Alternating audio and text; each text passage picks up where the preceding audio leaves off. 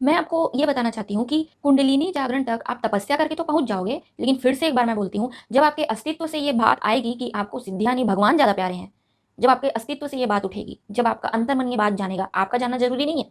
क्योंकि मैं अपने टाइम पे नहीं जानती थी कि मुझे सिद्धियाँ प्राप्त हुई हैं। मैं अपने टाइम पे ये नहीं जानती थी कि मुझे भगवान ये पूछेंगे और मुझे ये बोलना है कि मुझे सिद्धि नहीं आप चाहिए, ये सब मैं कुछ नहीं जानती थी। ये सब अचानक से हो गया और मुझे 3-4 दिन के बाद ध्यान आ रहा है।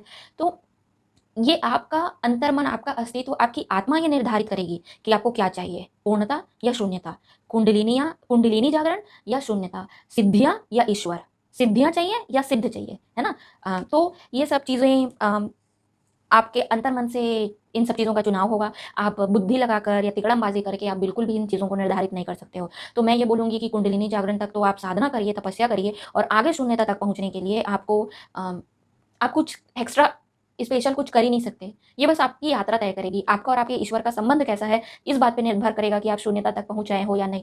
मैं अपना उदाहरण मैं सोचती हूँ बार-बार कि मैं अपना उदाहरण ना दूँ।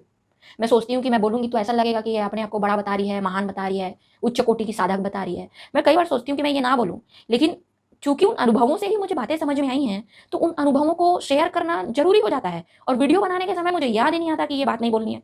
तो उन अनुभवों से ही सीख कर मैं आपको बताती हूँ। तो प्लीज़ आप लोग ये मत सोचना कि मैं अपना बड़ाई कर रही हूँ।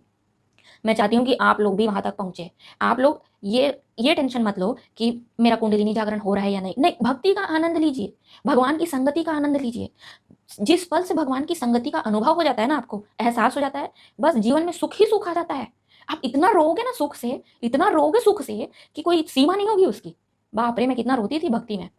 तो आपका दुःख खत्म हो जाएगा, लेकिन आपका आँसू खत्म नहीं होगा क्योंकि फिर वो सुख से निकलेगा आँसू, है ना? तो